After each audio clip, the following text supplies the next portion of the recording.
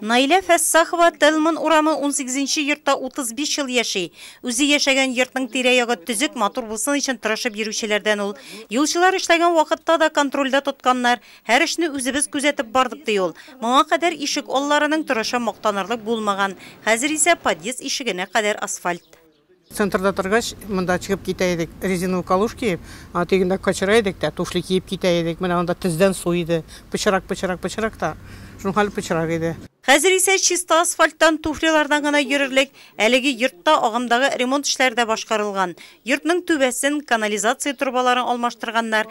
Хәзер иске гаражларны алдырып, балалар өчен мәйданчыклы буласылары килә биредә яшәүчеләрнең. Надо подготовить все схемы, где вы готовы к размещению спортивных детских площадок. На главное предложение мы будем формировать лимиты. Район башлыгы Равил Кузюров Тәлман урамы 9-нчы йорт ишек алларында башкарылган эшләрне дә карый. Төп игътибар сыйфатка. Там материал по технологии у тебя на виду, он уже у тебя расщепляться будет. Тут водой, воздействие вот это все. Совет урамы 127-нче йорт тирәсендә дә җанлылык, биредә 90 фатир. Хәзер монда йорт алды территорияләрен тәртипкә салу эшләре тәмамланган. Очень даже довольны. Бик канәгать без. Пычрак иде бит ишек аллары. Хәзер исә кибеткә чиста юлдан барабыз.